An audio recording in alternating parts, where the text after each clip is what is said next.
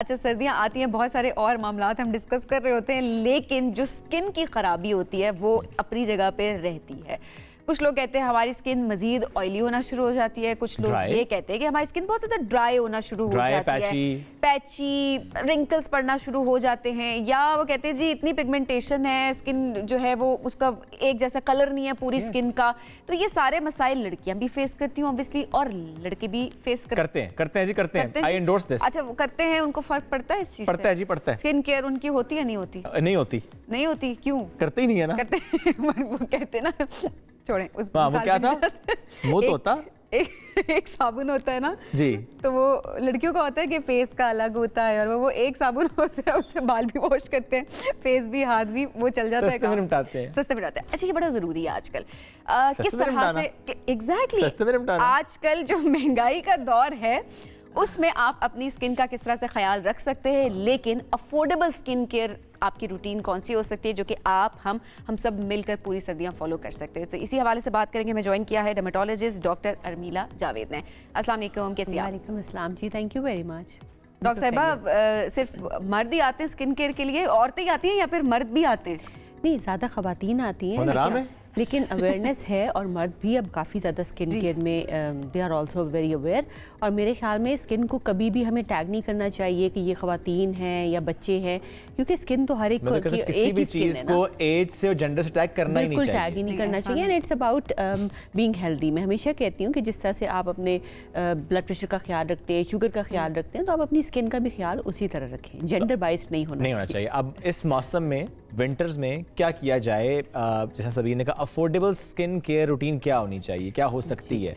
Generally ये होता है कि स्किन जो होती है, जिस तरह से आपने कहा, समटाइम्स बहुत ड्राई हो रही है या ऊपर रिंकल्स आ रहे हैं। आमतौर पे जो हमारे क्लिनिक पर आके लोग कहते हैं, वो कहते हैं जैसे ही चेहरा धोते हैं तो बहुत सख्त होने लग जाता है, ऐसे लगता है जैसे स्किन खिंच रही है। इसी तरह हाथों की स्किन भी, पैरों की स्किन भी बहुत ज़्यादा खिंचने लग जाती है, उस पर क्रैक्स आने लग जाते हैं। मेन प्रॉब्लम विंटर्स में यही हम फेस कर रहे होते हैं, और ये दिस इज़ बिकॉज कि आप प्रोडक्ट या तो सही नहीं यूज़ कर रहे हो, बहुत गर्म पानी का इस्तेमाल होने लग जाता है, साबुन बहुत सख्त वाला जो एंटी बैक्टीरियल सोप्स हैं वो बहुत ज़्यादा बच्चे भी यूज़ कर रहे हैं, घर पे वो यूज़ हो रहा होता है, उसी से ही। एंटी बैक्टीरियल सोप का चेहरे पर इस्तेमाल नुकसानदेह होता है? एंटी बैक्टीरियल सोप ज़रा थोड़ा सा हार्श होता है, थोड़ा हार्ड होता है। जो नॉर्मल सोप्स होते हैं उनमें थोड़ा मॉइस्चराइजिंग एलिमेंट डला हुआ होता है, लेकिन जो एंटी बैक्टीरियल्स होते हैं वो ड्राइनेस ज़्यादा क्रिएट करते हैं स्किन पे। तो बच्चों को मना कराना चाहिए कि जब वो एड्स वगैरह की वजह से वो बड़े वो एंथुजियास्टिक होते हैं कि हमने बस क्लीन रखना है अपने आप को, डिफरेंट एड्स आ रहे होते हैं, तो बच्चे वही सोप लेके आते हैं, वही इस्तेमाल करते हैं बार बार। हैंड वॉशिंग बिकॉज कोविड की वजह से भी एक कल्चर बन गया, और इसके अलावा भी बच्चे हाथ वगैरह बहुत ज़्यादा धो रहे होते हैं, मिट्टी से खेल के आते हैं, तो ड्राइनेस हो जाती है। ख़ास तौर पे इस हिस्से के ऊपर बच्चे आएंगे, उनको क्रैक्स पड़े होंगे, ड्राई हुई भी होती है। साथ में जब वो ऐसा कपड़े इस्तेमाल करते हैं जो वूल के बने हुए होते हैं, तो जो एक्जिमा प्रोन स्किन होती है उस पर ज़्यादा खारिश करते हैं, ज़्यादा इचिंग रेडनेस हो जाती है।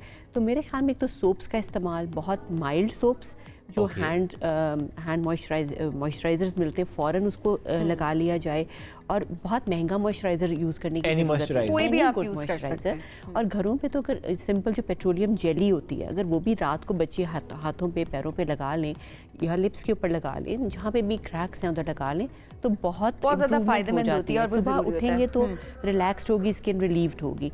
इसके अलावा जो एक्जिमा प्रोन लोग हैं उनको चाहिए कि वो नहाने से पहले, मतलब बात से पहले भी थोड़ा सा अगर ऑयल का मसाज उन एरियाज़ पे कर लें जो एक्जिमा वाले एरियाज़ हैं, ज़्यादा क्रैक्स आ रहे हैं, तो उसमें भी आसानी हो जाती है। अच्छा डॉक्टर साहब, वैसे अगर देखा जाए तो हाथों की भी हम अक्सर केयर कर रहे होते हैं। पहले तो हम हमारा फेस अच्छा दिखे, फिर हाथों की भी हम केयर कर रहे होते हैं।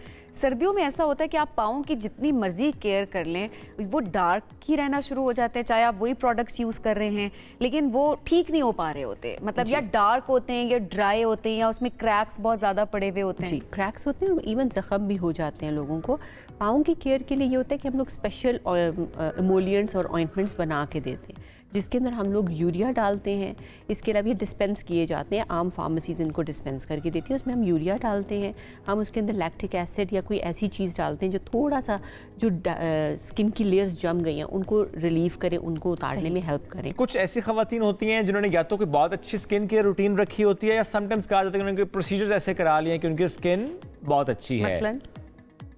फॉर एग्जाम्पल मरियम नवाज साहिबा, और मैं इस मिसालें दूं, मानूर बलोच साहिबा, ऐसे और बहुत से एग्जांपल्स हैं हमारे पास। वो उन्होंने माना कभी खुद नहीं है, लेकिन देख के नजर आ रहा होता है कि इतनी पोल्यूशन में और जहाँ पर हर किसी की स्किन मुतासिर हो रही है, इनकी स्किन मुतासिर नहीं हो रही होती है। तो ये अरमला साहिबा बेहतर जवाब दे सकते हैं कि जो खवातीन जिनकी स्किन बहुत अच्छी होती है, बढ़ती उम्र के साथ भी वो ऐसा क्या खास काम करते हैं? अरमला साहिबा, आप बहुत इंटरेस्टिंग सवाल है और अच्छा सवाल है।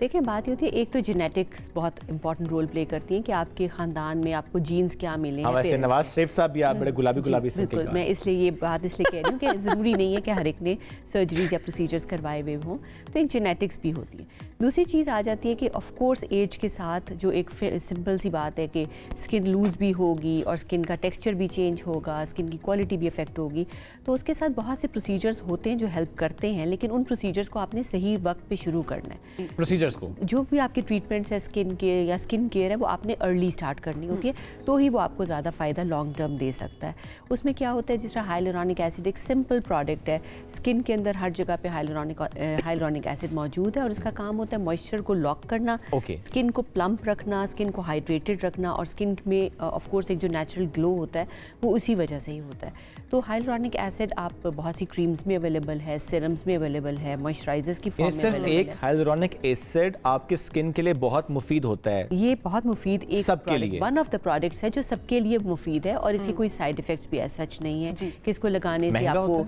इरिटेशन हो जाएगी या दाने निकलेंगे, ऐसी चीज़ नहीं।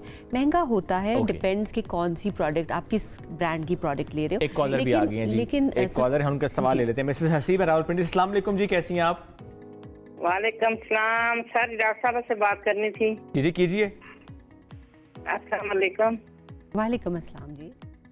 डॉक्टर साहब, मेरा एक बेटा है एक बेटी, दोनों के कमर में भी खारिश होती है और सर पे भी खुश्की और बाल गिरते हैं, बहुत सख्त ज्यादा बाल गिरते हैं। जी डॉक्टर साहब, देखिए, हम ये खुश्की का प्रॉब्लम भी सर्दियों में बहुत कॉमन होता है। इसके लिए आपको ऐसे शैम्पू इस्तेमाल करने पड़ेंगे जिनको आम ज़बान में जब आप केमिस्ट पे लेने के लिए जाएंगे तो एंटी फंगल शैम्पूज़ कहते हैं। सिंपल शैम्पू की फॉर्म में दवाई मिलती है जो 1% कीटोकोनाज़ोल या 2% कीटोकोनाज़ोल इसके अंदर डला होता है, दवाई डली होती है, और अगर इसका इस्तेमाल किया जाए तो खुश्की में काफ़ी हद तक कंट्रोल। और हॉट शावर्स ना लें, अब बहुत तेज़ गर्म से पानी से आपने नहीं नहाना, लेकिन अगर बहुत ज़्यादा खुश्की होगी तो ये इस्तेमाल करना पड़ता है एंटी फंगल शैम्पूज़।